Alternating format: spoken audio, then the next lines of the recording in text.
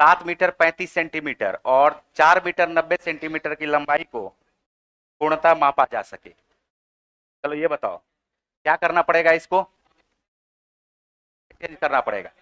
5 metre 25 centimetre है, क्या हो जाएगा 525 सेंटीमीटर। ये क्या हो जाएगा 735 सेंटीमीटर, 490 सेंटीमीटर। तो यहां पर इसका क्या करना है, HCF निकालना है। क्या निकालना है, जो जो कटते जा रहा है उसको काटते चलो। देखो 5 से ये कट गया, 5 इकाई 5, 5 बचे को काट के 7, 7 इकाई 7, 15 सते 105, 7 सबसे निकल जाएगा, 14 सते 98, यहां से भी 7 निकलेगा, 7 बचे क्या आ जाएगा 35। ये इसका HCF हो गया। बोलो हुआ।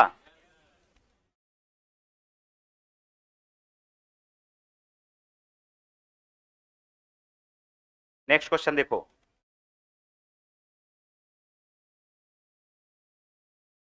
210 रुपये 280 रुपये प्रति केजी की चावल को दो किस्म को A और B 3:4 में मिश्रित किया गया और 260 रुपया प्रति केजी के दर से बेच दिया जाता है।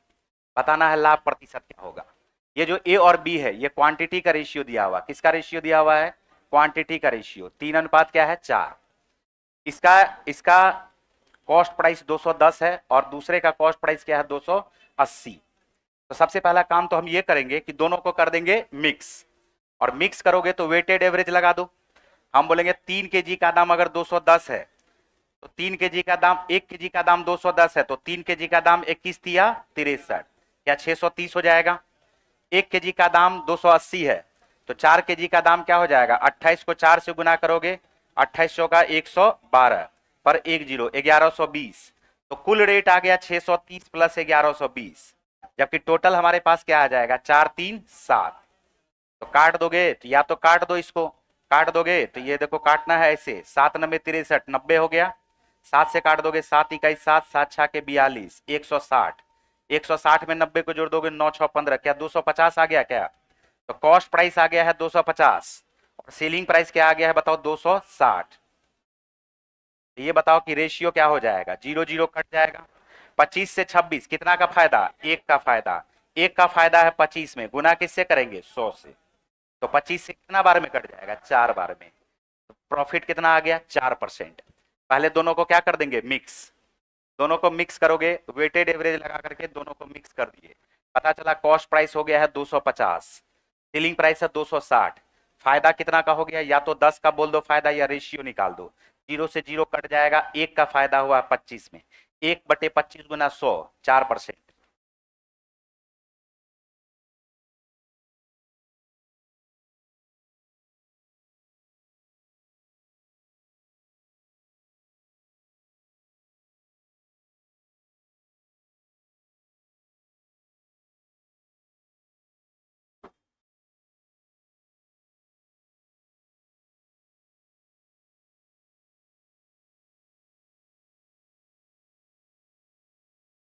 चले आगे,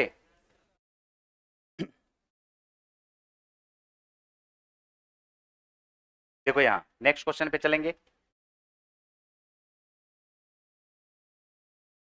अनिल ने 6 रुपया प्रति अंडा के दर से 100 अंडे खरीदा। उसने 25 अंडे 10% लाभ पर और अन्य 25 अंडे उसने 25% की हानि पर बेचा। शेष 50 अंडे उसने 20% लाभ पर बेचा। अनिल का समग्र लाभ या हानि क्या है, और लाभ या हानि जो पूछा है वो प्रतिशत में पूछा है, किसमें पूछा है, तो इस 6 रुपया से हमको कोई मतलब नहीं है। देखो 100 रुपया 100 अंडा है तो 100 अंडा का दाम 100 रुपया मान लो, 6 रुपया पर अंडा को छोड़ दो, 100 रुपया का दाम, 100 अंडा का दाम कितना रुपया मान लेते हैं 100 रुपया। तो इसमें से 3 भाग में बांटेंगे, 25 अंडा का दाम 25 रुपया, 25 अंडा का दाम 25 रुपया और शेष कितना बचा 50। तो कुल मिलाकर के क्या इसका 100 रुपया दाम हुआ, क्या एक अंडा का दाम 1 रुपया। पहले वाले को यह बेचा है 25 अंडे को 10% लाभ पर, तो 25 का 10% क्या हो जाएगा 2.5। फिर दूसरे को बेचा है 25% के लॉस पर, 25 का 25% क्या हो जाएगा 6.25, बोलो होगा क्या 6.25। अब यहां पर बताओ इसको बेचा है 20% लाभ पर, 20% लाभ पर बेचेगा तो 50 का 20% क्या होगा 10। तो देखो यहां पर फायदा कैसे हुआ, हम बोलेंगे 10 2 12, 12.5 का फायदा और 12.5 में से 6 रुपया 25 पैसा का नुकसान। तो 12.5 में से 6.25 को घटा दोगे तो कितना का फायदा हो गया?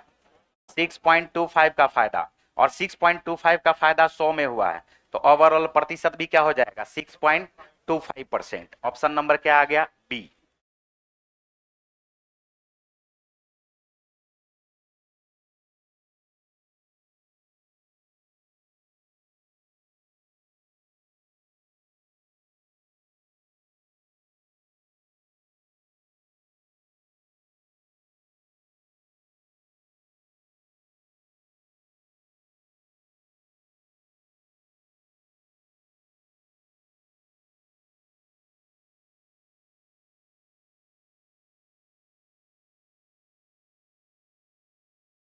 जब प्रतिशत में क्वेश्चन हो तो 6 रुपया का कोई इस्तेमाल नहीं करते हैं, 100 पे नहीं, प्रतिशत पे भी बना सकते हैं।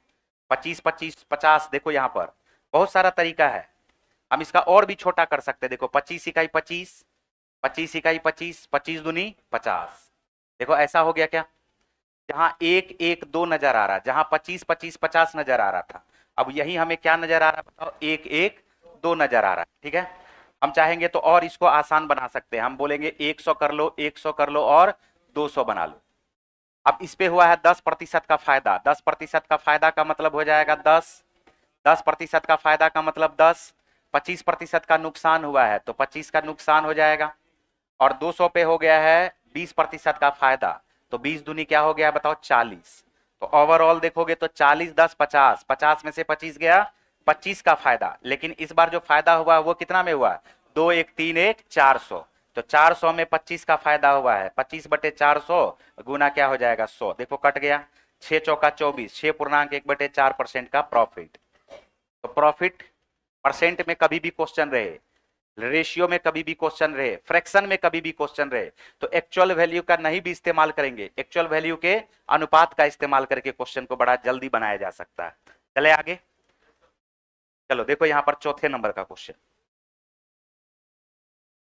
दो भाई के उम्र का अंतर उसके माता पिता के उम्र का अंतर का आधा है। बड़ा भाई 28 वर्ष का है जब छोटे भाई का जन्म हुआ था, जो अभी 25 वर्ष का है। उस समय उसके पिता की उम्र 38 वर्ष थी, तो उसके माता की उम्र क्या है? लैंग्वेज को समझना है। बड़ा भाई का उम्र दे दिया, छोटा भाई का भी उम्र दे दिया। ये बताओ कि बड़ा भाई का उम्र, Elder brother and younger brother, दोनों का उम्र दे रखा है 28, और छोटा भाई का उम्र क्या है? 25। तो बताओ इस दोनों का अंतर हमारे पास क्या आया? 3। क्वेश्चन में बोला है कि दो भाई के उम्र का अंतर उसके माता पिता के उम्र के अंतर का आधा है। माता पिता, फादर एंड मदर, इसका जो अंतर होगा, इसके उम्र का जो अंतर होगा, उसका ये क्या होगा? आधा। इसका ये क्या होगा? आधा। तो हम बोलेंगे इसका ये क्या होगा? दुगुना। तो हम बोलेंगे फादर एंड मदर के एज का अंतर क्या होगा? 6। अब यहां पर क्वेश्चन हमसे लास्ट में पूछा है माता का उम्र क्या है, लेकिन एक क्लू क्या दे दिया है? जो छोटा भाई है, जो 25 वर्ष का है, छोटा भाई कितने वर्ष का है? जब इसका जन्म हुआ था तो इसके पिता का उम्र क्या था? 38। तो बताओ जो भाई अभी 25 वर्ष का है, तो इसका जन्म आज से 50 वर्ष पहले हुआ होगा। कितना वर्ष पहले? तो जो 25 वर्ष का अभी है, उसका जन्म कितना वर्ष पहले हुआ होगा? 25 वर्ष पहले जन्म हुआ होगा। जो पिता उस समय में 38 वर्ष का था, जब ये बेटा, छोटा बेटा जन्म लिया था 0 वर्ष का था, तो आज से 25 वर्ष पहले 0 वर्ष का था। तो बड़ा हुआ तो अभी 25 वर्ष जुट गया। तो बताओ पिताजी का उम्र उस समय में 38 वर्ष था, तो वर्तमान में क्या 25 जुड़ जाएगा क्या? तो 25 को जोड़ोगे तो कितना वर्ष आएगा? 63 वर्ष। कितना वर्ष? तो हम यहां पर बोल देंगे कि पिता का उम्र निकल गया। पिता का उम्र क्या निकला? 63 वर्ष। और 63 से 6 वर्ष कम है इसकी माता, तो 63 में से 6 को माइनस कर दोगे तो इसके माता का उम्र क्या निकल जाएगा? 57 वर्ष। आंसर क्या आ जाएगा देख लो?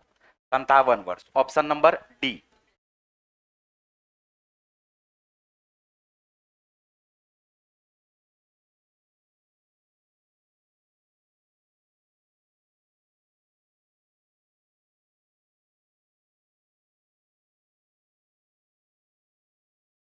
माता का 69 वर्ष। नहीं, माता इसकी पिता से छोटी है, समझे? 69 वर्ष ऑप्शन में भी कहाँ है ऑप्शन में। अपने मन से नहीं सोचना है कि माता पिता से बड़ी होगी। हाँ, चले आगे। क्रिकेटरों के एक समूह का औसत स्कोर है 42, स्कोर था 42। एक नया खिलाड़ी शामिल होता है और समूह के सदस्यों का औसत 250% स्कोर करता है। परिणाम स्वरूप समग्र औसत में 30% की वृद्धि होती है। नया खिलाड़ी शामिल होने से पहले समूह में क्रिकेटरों की संख्या क्या है। देखो प्रतिशत में क्वेश्चन है, रेशियो में क्वेश्चन बनेगा, एक्चुअल वैल्यू को लेवे नहीं करेंगे।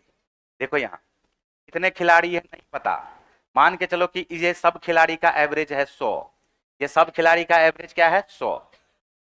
एक खिलाड़ी आया और आते ही सबके एवरेज से 250% का स्कोर कर दिया, यानी जो खिलाड़ी आया वह 250 रन बना लिया। कितना रन बना लिया, जिसके वजह से दोनों मिल करके क्वेश्चन में बोला 30% का औसत वृद्धि हो गया। 100 का 30% क्या होगा 30, बढ़ जाएगा तो क्या हो जाएगा 130। एलिगेशन लगा दो, 250 में से 130 को घटाओगे क्या आएगा 120, 130 में से 100 को घटाओगे क्या आएगा 30। बताओ रेशियो क्या आ जाएगा 4:1। ये 1 यूनिट बराबर 1 के, 1 यूनिट बराबर 1 के, तो 4 यूनिट बराबर। क्वेश्चन में पूछा क्रिकेटरों की संख्या कितनी थी, आंसर आ गया 4।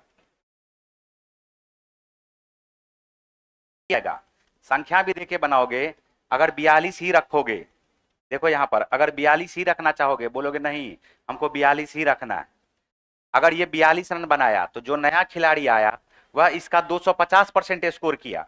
250% स्कोर करने का क्या मतलब है, 250% स्कोर करने का मतलब है 250/100, और 250/100 को हम लोग 2.5 गुना भी बोल सकते हैं ना। ये देखो 5 बटे क्या आ गया 2, 2 से काट दोगे ये आ जाएगा 21 दूनी 42, 21 पंचे 105। तो जो नया खिलाड़ी है वो कितना रन बनाया 105। पहले वाला खिलाड़ी था उसका एवरेज क्या दिया हुआ 42, 30% बढ़ गया। 42 का 30%, 42 का 10% क्या होता है जल्दी बोलो 4.2, 4.2। 30% का मतलब 3 गुना, 2 तिया 6, 4 तिया 12, ये 12.6 बढ़ेगा इसमें, और 12.6 बढ़ेगा तो क्या 54.6 हो जाएगा। 54.6 में से 42 को घटाओगे तो 12.6 ही आएगा। देखो आएगा। और अब यहां पर देख लो 105 में से 54 को घटाते हैं, 105 में से 54 को घटाओगे 46 और 5 मिलकर के 6 5 11 या 51, 51 में से 0.6 को घटाओगे क्या 50.4 आया, क्या बताओ 50 दशमलव क्या आया 4। अब गौर से देखो, अब इसका रेशियो को हम हटाए भी नहीं थे, देखो वही आया है क्या रेशियो, रेशियो देखो तो चेंज हुआ, 6 चौका 24, 12 चौका 48, 2 50, देखो तो रेशियो 1:4 ही आया क्या। अब 1 यूनिट बराबर बोलेंगे एक खिलाड़ी के, तो 4 यूनिट बराबर कितना खिलाड़ी के 4 के। लेकिन जब हम परसेंटेज में बना रहे थे तो यहां भी परसेंटेज, यहां भी परसेंटेज, और बीच में भी क्या दे रहे थे परसेंटेज, तो क्वेश्चन सॉल्व हो जा रहा था। 42 का 30% भी लिखने का कोई जरूरत नहीं है। चले आगे। अब देखो ये जो क्वेश्चन है इस क्वेश्चन पे ध्यान देना। एक बल्लेबाज अपने 15वीं पारी में 76 रन बनाता है, जिससे उसका औसत 2 रन बढ़ जाता है। 15वीं पारी के बाद उसका औसत स्कोर क्या है। यहां पर सुनो हम क्या बता रहे हैं, एक तरीका बताते हैं, इस तरीके पे ध्यान देना। 15वीं पारी में कितना रन बनाया 76, 15वीं पारी में कितना रन बनाया, 15वीं पारी में कितना रन बनाया 76।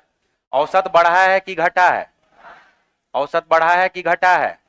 अगर बढ़ा है तो यहां माइनस लिखो, अगर बढ़ा है तो यहां क्या लिखो, अगर घटता तो यहां लिखते प्लस। औसत स्कोर कितना बढ़ा है 2, कितना बढ़ा है 15 पारी से एक कम पारी कितना होता है 14, 14 को 2 से गुना करो, 14 दूनी 76 में से 28 को माइनस कर दो, क्या आंसर आ जाएगा 48। यही हमारा आंसर हो गया। यहां सुनो, एनवी पारी में, एनवी पारी के बाद औसत, एनवी पारी के बाद औसत, एनवी पारी में बनाया गया रन, एनवी पारी में बनाया गया रन, यहां प्लस या माइनस n-1 इंटू वृद्धि या कमी, कमी या वृद्धि, कमी या वृद्धि। प्लस होगा, कमी होगा तो प्लस हो जाएगा, और वृद्धि होगा तो क्या होगा माइनस हो जाएगा, वृद्धि होगा तो क्या होगा माइनस हो जाएगा।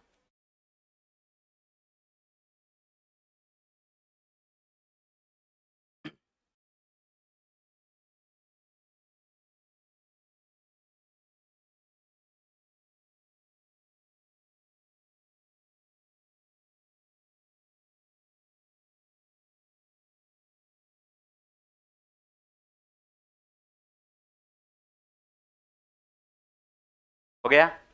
14 आदमी का 2-2 कौन दिया होगा? 15वां आदमी। कौन दिया होगा? तो 14 दूनी 28, 14 दूनी इसका 28 बढ़ा कौन दिया? 15वां आदमी। तो 15वां आदमी दिया तो माइनस कर देंगे। क्या करेंगे? तो यही चीज हमने यहां पर यह बताया कि अगर डायरेक्ट 14 में से दुगुना करके घटा दोगे तो 15वीं पारी के बाद एवरेज आ जाएगा। अगर यहीं पर क्वेश्चन कहता,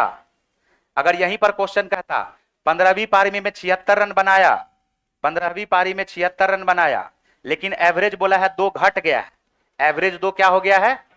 तो इस बार क्या होगा कि इतना ये कम लेके आया कि इसी का सबका 2 घट गया, तो सबका जो 2 घटा तो 14 पारी का 2 घट गया, तो 14 दूनी वो इसको ट्रांसफर करेगा। किसको? 15वां आदमी को। अगर बढ़ा तो 15वां आदमी देगा सबको, अगर घटा तो 15वें आदमी को सब देगा। बात समझ में आ रहा है? अगर घटा तो कम लाया और बढ़ा तो ज्यादा लाया। यहां पर हम बोलेंगे क्या उस कंडीशन में? अगर बोलेगा 2-2 घट गया है, अगर 2-2 घट गया है तो हम यहां पर करेंगे 14 दूनी 28 इसमें जोड़ देंगे। 14 दूनी 28 क्या करेंगे? इसमें जोड़ देंगे। फिलहाल इस क्वेश्चन के लिए आंसर हमारा क्या हो जाएगा? तो एनबी पारी में बनाया गया रन 76 और स्कोर बढ़ गया है, तो यहां क्या करोगे? माइनस एन से 1 कम करोगे तो बोलना है, बोलते जा रहे, जल्दी जल्दी आंसर देना है। बताओ 16वीं पारी में एवरेज, 16वीं पारी में 140 रन बनाया, एवरेज इसका 5 बढ़ गया। जल्दी बताओ 16 पारी के बाद इसका एवरेज क्या था? अगर बढ़ गया तो 15 बचे 75 घटा दिया, आंसर आ गया। बात समझ में आ रहा है? 75 घटा दिया, हमारा क्या आंसर आ गया? 65। अगर बोलेगा क्या 18 पारी में, 18वीं पारी में ये बनाया 240 और बोला है एवरेज इसका जो है 2 बढ़ गया, 2 घट गया, एवरेज 2 घट गया, तो जल्दी से बताओ क्या करोगे? इस 18 से 1 कम करोगे, 17, 17 दूनी 34 जोड़ोगे कि घटाओगे? अगर यहां घटा तो यहां दुगुना करके। बात समझ में आ गया? चले आगे। अब देखो यहां तक में ये जो क्वेश्चन है अभी तक कैलकुलेशन नहीं था, इस क्वेश्चन में थोड़ा कैलकुलेशन है। तो हर तरह का क्वेश्चन आएगा, बीच में एक आध गो क्वेश्चन कैलकुलेशन वाला भी रह सकता है। एक निवेशक 2 योजनाओं ए और बी में 2 वर्षों के लिए कुल 15,000 रुपये का निवेश करता है। योजना ए में 12% के दर से वार्षिक चक्रवृद्धि ब्याज मिलता है और योजना बी में 15% प्रति वर्ष के दर से साधारण ब्याज मिलता है। यदि 2 वर्ष बाद दोनों योजनाओं में उसके द्वारा अर्जित कुल ब्याज 4235 रुपये है तो उसने योजना बी में कितनी राशि निवेश की थी? यहां पर सुनो, 12% के दर से क्या है? चक्रवृद्धि ब्याज। 12% के दर से क्या है? और 15% के दर से साधारण ब्याज। 2 वर्ष के लिए 12% का चक्रवृद्धि ब्याज कोई बता सकता है क्या? जल्दी से इसको एकदम याद कर लो। अगर A% दिया हुआ है और टाइम हमारे पास 2 वर्ष दिया हुआ है तो CI का जो इफेक्टिव रेट हो जाएगा वह हो जाएगा, देखो यहां पर याद कर लेना, 2A.A² A का स्क्वायर किस पे जाएगा? 2 डिजिट पे। जैसे हमारे पास 12% है तो 12 का स्क्वायर 144, 144 2 डिजिट पे चला गया, 1 बच गया, 12 दूनी 24, 24 1 25, ये आ गया 25.44%। हम ऐसा करते हैं 25.44% एक्स पर, 25.44% किस पर? एक्स पर। 25.44% एक्स पर लिया और उसके बाद शेष जो राशि बचा, जो शेष राशि बचा वो बचा है 15,000 माइनस एक्स। 2 भाग में बांटा है ना, उस पे 15% के दर से, तो सिंपल इंटरेस्ट 2 वर्ष में 15 दूनी 30, तो ये डायरेक्ट लगेगा 15 दूनी 30। तो प्रतिशत ऑफ सिंपल इंटरेस्ट बराबर रेट इनटू टाइम के, प्रतिशत ऑफ सिंपल इंटरेस्ट बराबर क्या होगा? 2 वर्ष में 15%, तो 15 दूनी 10% के दर से 4 वर्ष में 10 चौका 7% के दर से 8 वर्ष में 7 8, तो डायरेक्ट रेट को टाइम को क्या कर दोगे? गुना कर दोगे। अब ये हमारे पास टोटल हो जाएगा, वो हो जाएगा कितना? 4235। यहां थोड़ा सा कैलकुलेटिव होगा तो ध्यान से देखो। अब यहां पर बताओ 30% ऑफ एक्स है, 30% ऑफ माइनस एक्स और 25.44% ऑफ एक्स है। अगर हम 30% ऑफ एक्स में से 25.44% ऑफ एक्स को घटा दे, 30 में से 25 को घटाओगे 5.44 को घटाओगे तो क्या 4.56% आएगा क्या एक्स? और 30% अगर 15,000 का निकालोगे तो 15 तिया 4500 में से 4235 को घटाना पड़ेगा क्या? तो 4500 में से 4235 को घटाओगे क्या 265 आएगा। अब यहां से x का मान निकाल दो। 265 बटे क्या आ जाएगा 4.56 और गुना क्या हो जाएगा 100। सॉल्व कर दोगे यहां से, जितना कटने वाला है इसको काट दोगे। ठीक है, 4 इकाई 4, 4 चौका 16, 114 से कट गया ये। 4 से हम इसको काटते हैं पूरा। देखो यहां पर हम इसको ऐसे भी कर सकते हैं, पहले इसको गुना कर दे, पहले इसको गुना कर दे, लगभग में ही मान आएगा क्योंकि पूरा पूरा कटने से रहा, ये पूरा पूरा नहीं कटेगा। ये क्या हो गया 456। 4 से काट दोगे तो 14 चौका 56, 114 आ गया। 4 छाके 24, 2 बच गया। 4 छाके 24, 4 दूनी 8, 4 4 पंचे 20। ठीक है, अब 114 से काटो। 114 से काटोगे तो लगभग में ये डायरेक्ट कटेगा। 114 पंचे क्या हो जाएगा 570। 14 छाके 84, 114 को 6 गुना करोगे ये तो कट जाएगा। 6 बार में नहीं कटेगा जी। देखो यहाँ 66 25 00 हमारे पास है 00। 114 से काटते हैं, लगभग में मान आएगा। फिर से बोल रहे हैं 114 का 5 गुना करोगे, 6 गुना करोगे तो ज्यादा हो जाएगा। क्या 570 होगा क्या? 2 आ गया। 16 में से 7 को घटा दोगे 9, फिर एक बार ये 5 आएगा। क्या 8 गुना कर दे 14 अठे 112।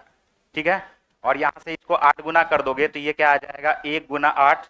ठीक है, तो 800 ये हमारे पास आ गया 58।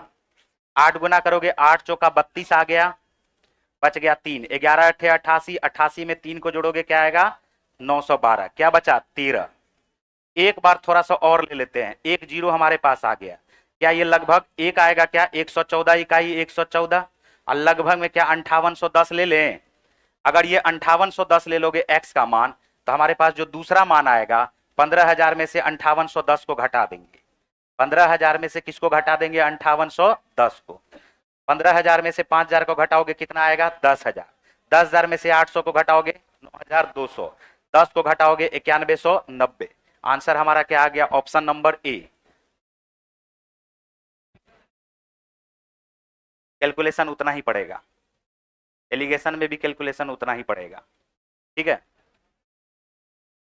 करोगे 30% ऑफ एक्स में से 25.44% ऑफ एक्स कटोगे तो ये आ जाएगा 4.56% ऑफ एक्स। 15,000 का 30% क्या होगा 265, सॉरी 15,000 का 30% तो हो जाएगा 4500। 4500 में से 4235 को घटाओगे क्या आएगा 265। एक्स का मान यहां से निकालोगे कैलकुलेट करने पर 5810 आएगा। क्योंकि यहां पर ऑप्शन में अगर देखोगे तो 9190 भी है 9100 भी है, इसीलिए थोड़ा सा कैलकुलेट करने का इसमें ज्यादा जरूरत है।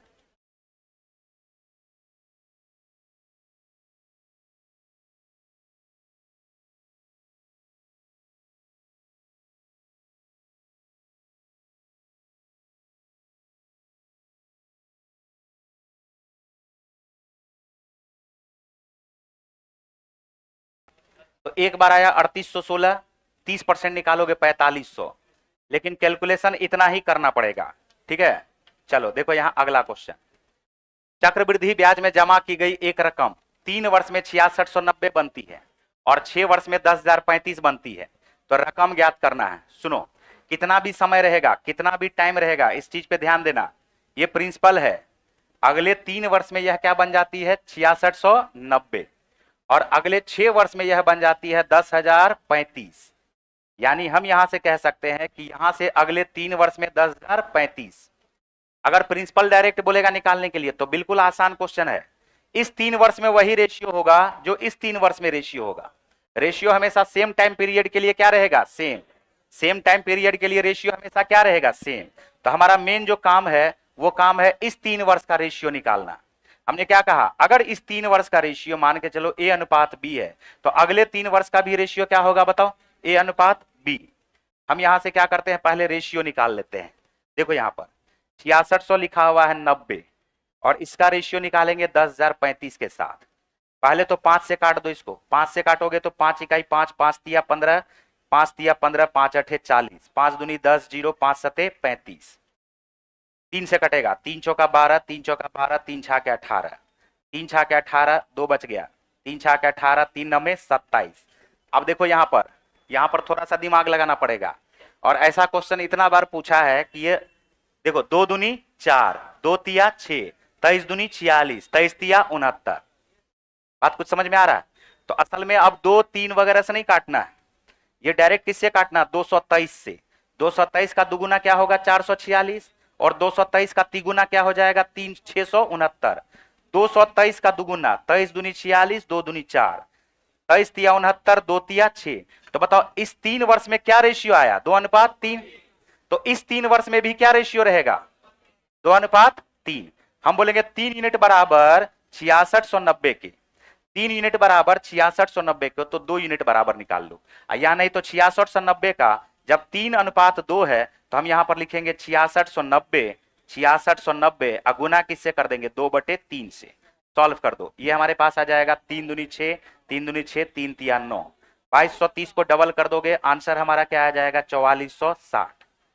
तो आंसर हमारा यहां पर मूलधन आ जाएगा 4460।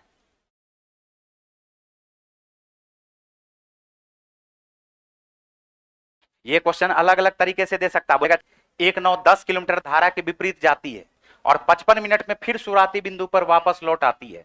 शांत जल में नाव की चाल ज्ञात करना है। नाव की चाल नहीं दिया हुआ, डिस्टेंस दिया हुआ 10 किलोमीटर।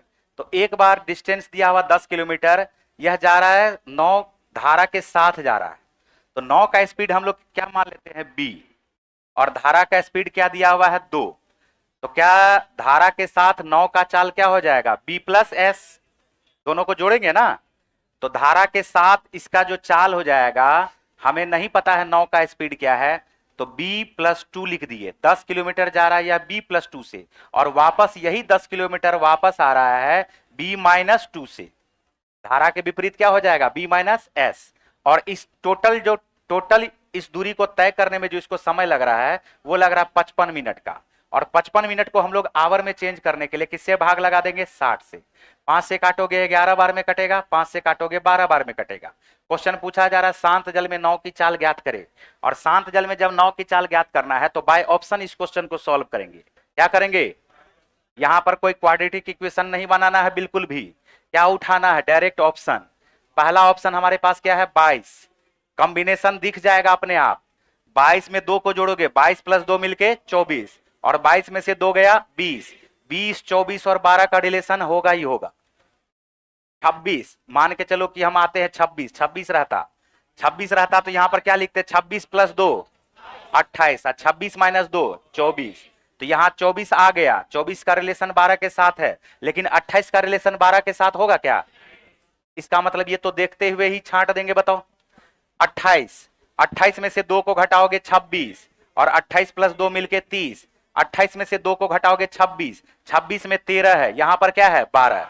रिलेशन हो सकता है क्या, बोलोगे बिल्कुल नहीं।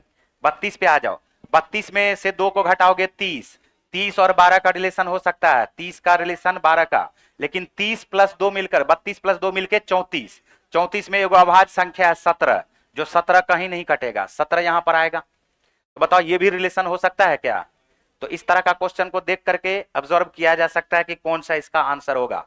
अब देखो 22 सबसे अप्रोप्रिएट लग रहा है, हम 22 को रखते हैं, 22 और 2 मिलके क्या होगा बताओ 24, 22 और 2 मिलके 24, प्लस 22 में से 2 गया 20, 22 में से 2 गया 20, 0 से 0 कट गया, 5 आ गया, और ये हमारे पास 12 आ गया। चेक करके देख लो, चेक करने का तो वैसे जरूरत है नहीं, फिर भी 12 और 2 का एलसीएम क्या आएगा 12। यहां पर आ गया है 5, 2 छा के 12 तो आ गया 6, 6 5 11/12। क्या देखो तो सेम आया है क्या। तो आंसर हमारा कौन सा आ जाएगा, option number A.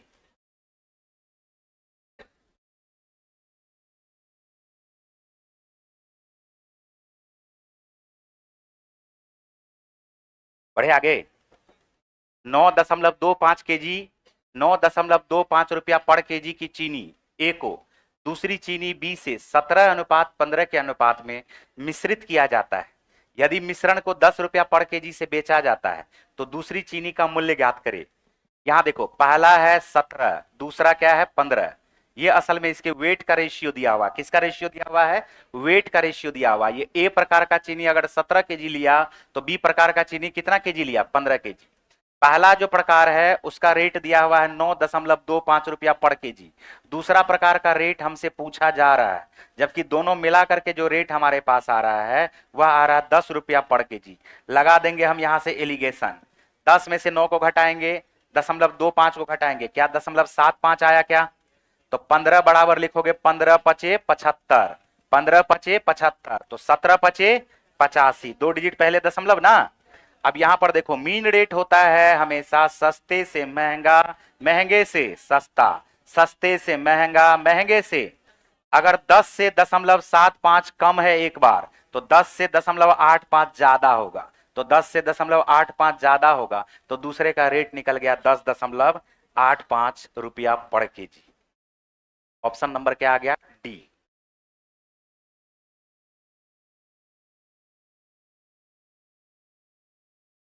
A, B और सी एक काम को क्रमशः 8, 16 और 24 दिनों में पूरा कर सकते हैं। वे एक साथ कार्य करना शुरू करते हैं। ए अंतिम क्षण तक काम करता है, सी काम पूरा होने से 2 दिन पहले और बी काम पूरा होने से 1 दिन पहले काम छोड़ देता है। जो अंतिम से पहले काम छोड़ दे उसको हम लोग क्या करते हैं? क्या करते हैं? जोड़ देते हैं। क्या करते हैं? और जो शुरू से 2 दिन के बाद छोड़ के जाए उसको क्या करते हैं? घटा देते हैं। तो ए बी सी, ए किसी कार्य को 8 दिन में, बी उसी कार्य को 16 दिन में और सी उसी कार्य को कितना दिन में? 24 दिन में। तो सबसे पहले बताओ ए 8, 16, 24 एलसीएम क्या आएगा? तो हम बोलेंगे 8 छा के 48, 16 तिया 48, 24 दूनी 48। कार्य तो ए अंतिम क्षण तक किया साथ में, तो अंतिम क्षण तक करेगा तो 48 यूनिट वर्क तो होना ही होना है। लेकिन ए का अगर समय निकल जाएगा तो टोटल का भी समय निकल जाएगा। ए का अगर समय निकल जाएगा तो टोटल का भी समय निकल जाएगा। सी काम पूरा होने से 2 दिन पहले कर दिया, हम बोलते भाई तुम 2 दिन रुक जाओ। अगर 2 दिन रुक जाओगे, सी अगर 2 दिन रुक जाएगा तो 2 के कार्य क्षमता से 2 दूनी 4 काम और एक्स्ट्रा हो जाएगा। और 1 दिन अगर बी अंतिम से 1 दिन पहले छोड़ के जाएगा तो 1 दिन अगर यह काम कर लेगा तो 3 के कार्य क्षमता से 1 दिन कार्य कर लेगा, तो बताओ 3 काम और एक्स्ट्रा हो जाएगा। तो 48 काम तो पहले से हो ही रहा था। इसके अलावा अगर दोनों रुक जाता तो 4 3 7, 7 में 48 को जोड़ोगे तो क्या 55 काम हो जाता? अब उसका 55 काम हो जाता और हमारा काम हो जाता, क्वेश्चन सॉल्व हो जाता। ए और बी और सी अंतिम तक कार्य किया है, तो ए बी सी का कार्य टोटल क्या हो जाएगा? क्षमता 6 3 9 2 11। अब 11 के कार्य क्षमता से ए भी अंतिम तक था, बी भी अंतिम तक था, सी भी अंतिम तक था, तो 11 के कार्य क्षमता से 55 यूनिट कार्य करने में कितना समय लगा होगा? 5 दिन। उत्तर हमारा क्या आ जाएगा? ई। करोगे घटा दोगे। अगर बोलता कि बी जो है 2 दिन के बाद छोड़ के चला गया तो बी को क्या करते? घटा देते। बी को क्या करते? घटा देते। और बी को ऐसा घटाते कि बी का यहां पर इफिशियंसी भी लेने का कोई जरूरत नहीं था।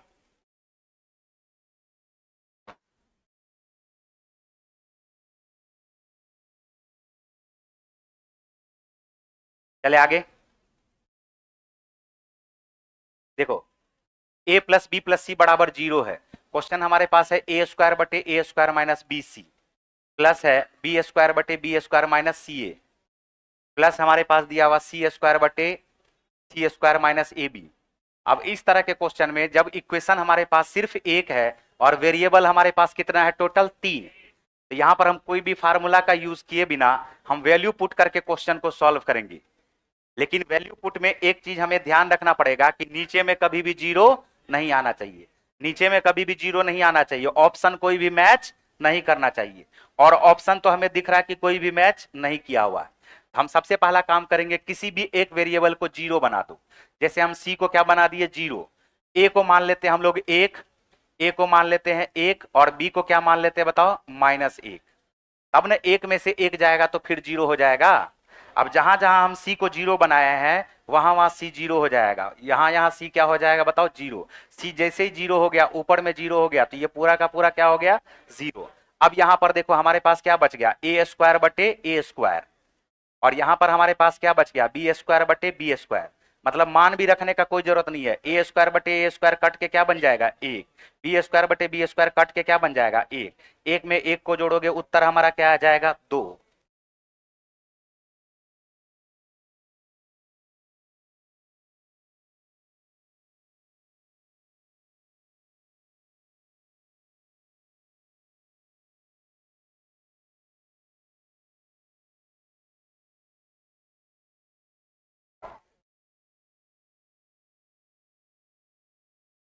चले आगे।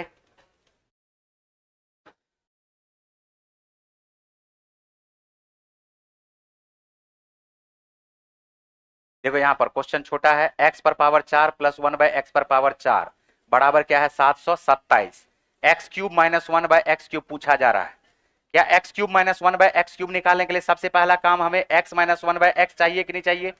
अगर ये मिल जाएगा, अगर x माइनस 1 बाय एक्स का मान k हो जाएगा तो हम डायरेक्ट बोलेंगे k का क्यूब प्लस क्या हो जाएगा बताओ 3k।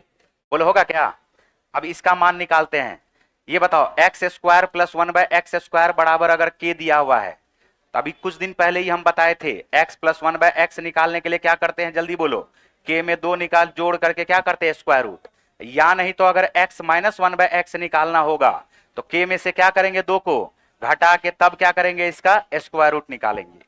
ठीक है, हम सबसे पहला जो काम करते हैं यहां पर है x पर पावर 4 प्लस 1 बाय एक्स पर पावर 4 बराबर 727। हम निकालते हैं x square plus 1 by x square, इसके स्क्वायर का स्क्वायर है, ये पहला तरीका। के में 2 जोड़ के स्क्वायर रूट निकालोगे, यानी 727 में 2 जोड़ोगे 729, स्क्वायर रूट निकालोगे क्या आएगा 27। लेकिन अब हमें चाहिए x माइनस 1 बाय एक्स, तो यहां से अगर x माइनस 1 बाय एक्स निकालना होगा तो x माइनस 1 बाय एक्स निकालने के लिए k में से 2 को घटा के तब स्क्वायर रूट निकालेंगे। 27 में से 2 घटाओगे क्या आएगा 25, 25 का स्क्वायर रूट क्या आएगा 5, और जैसे ही 5 आया तो हम याद ये करवा दिए थे 140 होता है। याद है कि भूल गए? भूलिए गए होगे।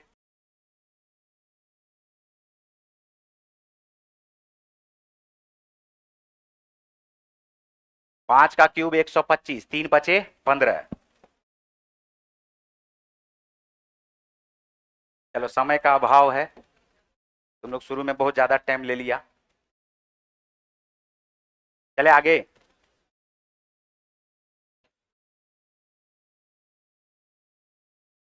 अल्फा और बीटा बहुपद x square minus 5x plus 6 के शून्यक हैं, 6 के शून्यक हैं।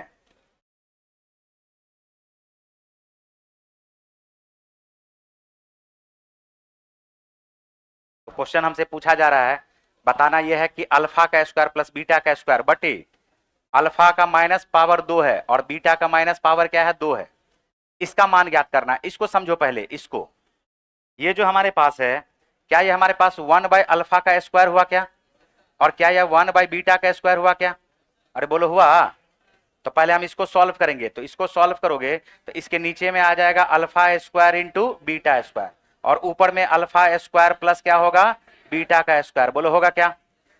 तो ऊपर में देखो ये असल में अब ऐसा हो गया alpha square plus beta square, अब बट्टे alpha square plus beta square, और इसके बट्टे में है alpha square into beta square. ये दोनों कट जाएगा, ये कहां चला जाएगा ऊपर, ये ऊपर चला जाएगा तो अल्फा स्क्वायर और बीटा स्क्वायर। यानी इस क्वेश्चन में कुछ था ही नहीं, इसको सॉल्व करने पर हमारे पास क्या आ गया अल्फा स्क्वायर और बीटा स्क्वायर।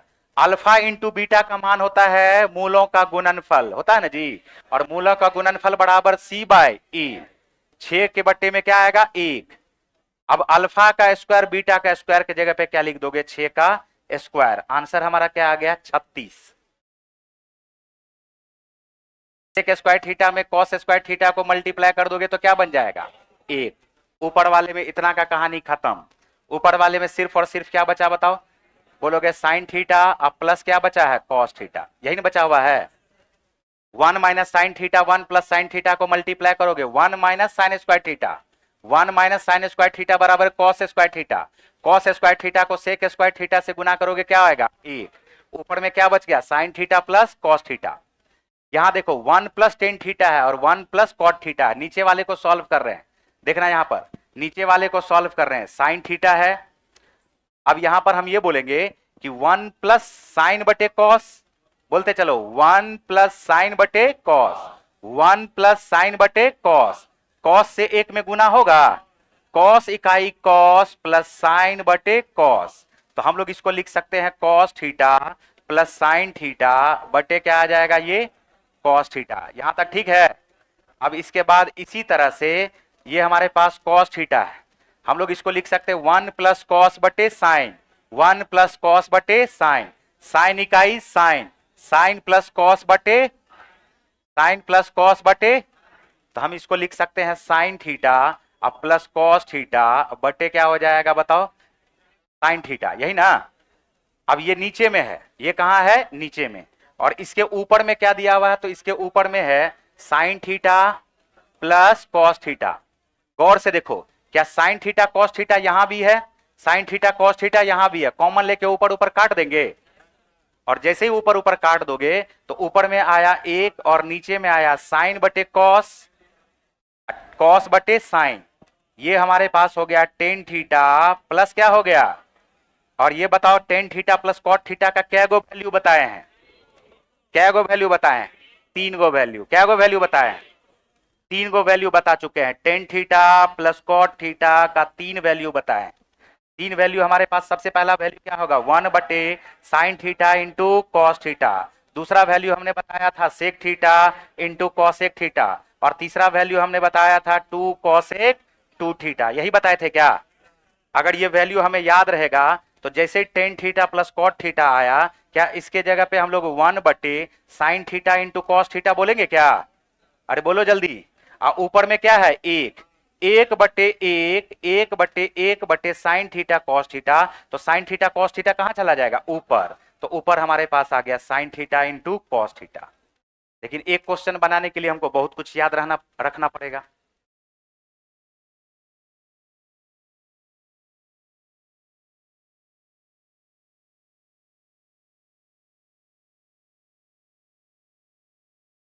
लगा,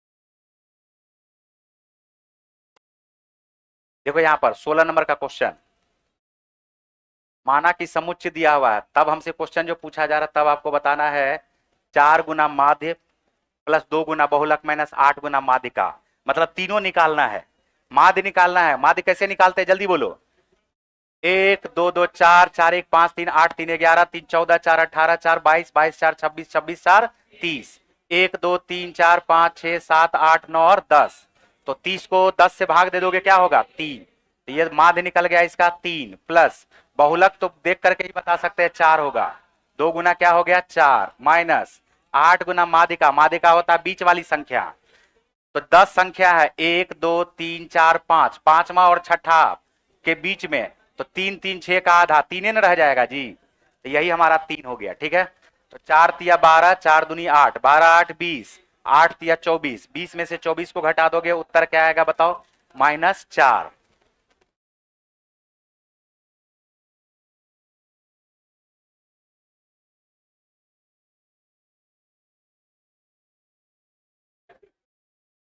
क्या हुआ जी उसको, मच्छर घुस गया मुंह में,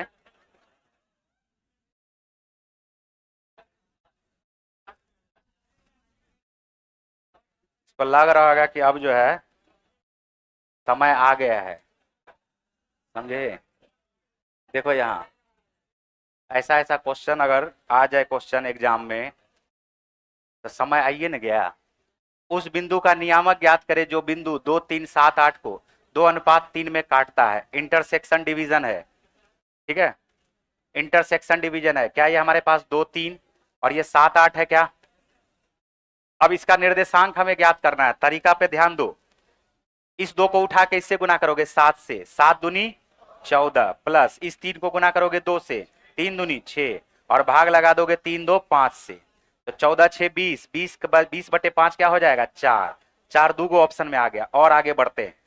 फिर देखो इस दो को गुना करोगे किससे, 8 से, 8 दूनी 16, और 3 को गुना करोगे 3 से, 3 तिया 9, 16 9 25, 25 बटे 5 क्या आ गया 5, तो इस बिंदु का निर्देशांक क्या आ जाएगा 4 और 5, आंसर हमारा क्या आ गया, ऑप्शन नंबर ए।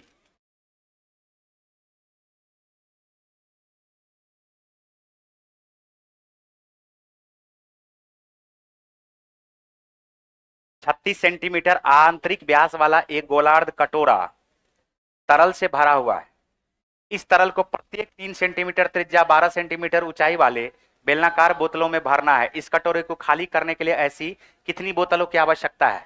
बोतलों की संख्या निकालने के लिए अर्धगोले का आयतन बटे क्या करोगे, बेलनाकार का आयतन से भाग लगा दोगे।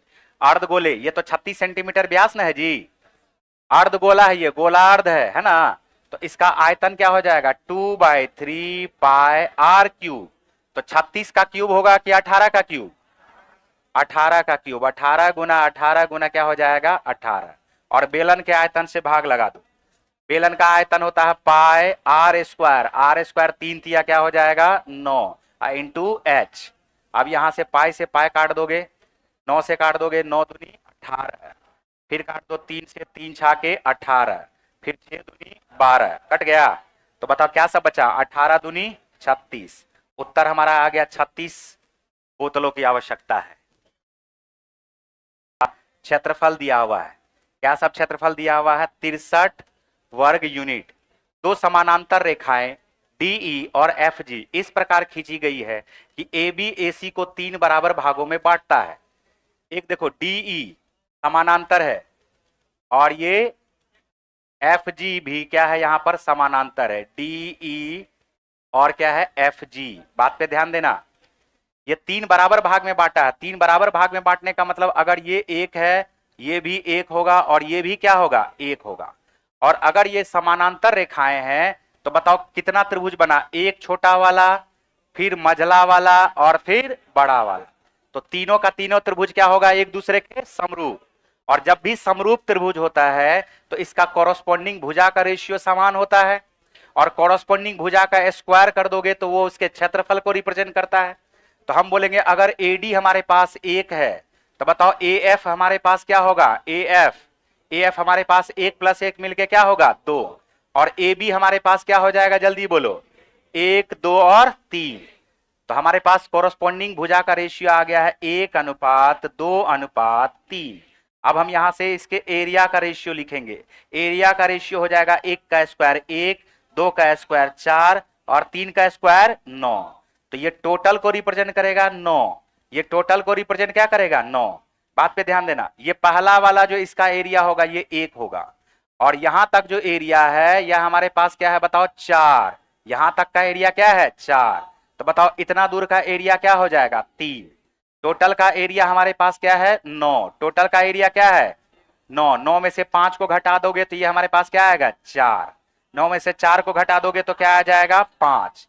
9 में से 4 को घटा दोगे तो क्या आएगा 5। अब जो हमसे पूछा जा रहा बता देंगे एबीसी का क्षेत्रफल। तो एबीसी तो टोटल ना है जी, तो 9 यूनिट बराबर दिया हुआ 63 के। क्वेश्चन हमसे पूछा जा रहा डीईएफजी। डीईएफजी का रेशियो क्या है 3। तो 9 यूनिट बराबर 63। डीईएफजी 3 यूनिट बराबर क्या आ जाएगा 21। आंसर हमारा आ गया है 21 वर्ग यूनिट। ऑप्शन नंबर क्या आ गया सी।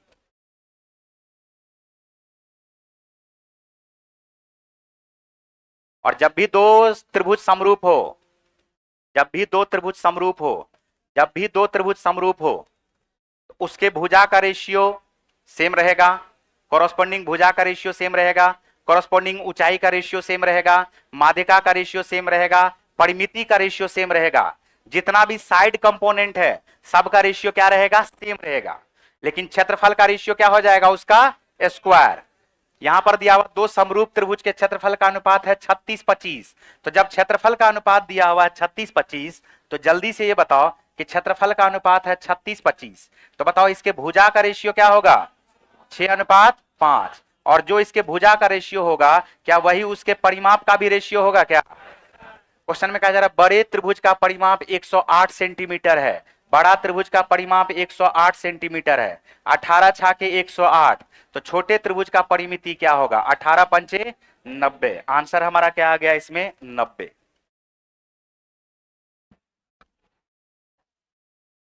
क्या और कोई? समय कम है। अब समय कम है, जो ज्यादा चीज हम बताना चाहते हैं 15 मिनट क्लासे में वही ले लोगे तब तो फिर फायदा नहीं ना हुआ, नुकसान किसका हुआ? तब जो अभी हमको और कुछ बताना था इसमें लेकिन बता नहीं पाए क्योंकि समय का अभाव रहा। समय से छोड़ना भी है, इसलिए समय का थोड़ा ख्याल रखो। जिसके पास पीडीएफ नहीं है पीडीएफ या तो पहले ही ले लिया करो। पीडीएफ क्लास में अफरा तफरी नहीं मचाना है। क्लास में क्या होगा 5-7 मिनट बर्बाद हो जाएगा, है कि नहीं?